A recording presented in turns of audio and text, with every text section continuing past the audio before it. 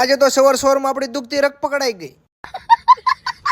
તો વાત એમ હતી કે આપી દીધી હતા કોલેજેથી આપણને એસાઇનમેન્ટ લખવા. હવે આપણે લખવાના સોર ને આવી ગયો રખડું ભાઈબંધનો ફોન ને હું નીકળી ગયો રખડવા. જેવો રખડીને ઘરે આવ્યો ત્યાં તો અમારા ભાઈની એન્ટ્રી થઈ ગઈ ઘરે. હાલો આપણે તો ઉપાધિ વધી ગઈ કારણ કે ઘરે આવ્યા છે આપણા નાના ભાઈ.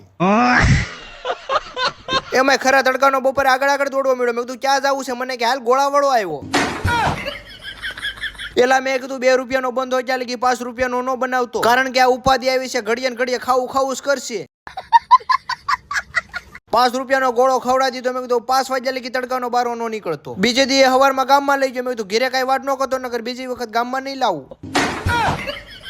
આવી જાય સીધા વાળ કપવા. જોયું તો બહુ ગળદી હતી. બાહો વાય બેહી ગયા વારામાં. મેં કીધું ઊભું થવાનું થતું જ નથી. જેવો વારો આવ્યો ત્યાં તો કીધું બેહી જા જલ્દી. એલા ઓઢાડી દીધું કપડું ને બાંધી દીધું ગળું. મને કે 1 સાઈડ કાપવા કે 2 સાઈડ કાપવા? મેં કીધું ઉનાળો હાલે છે ભાઈ, ટકો કઈ ટકો.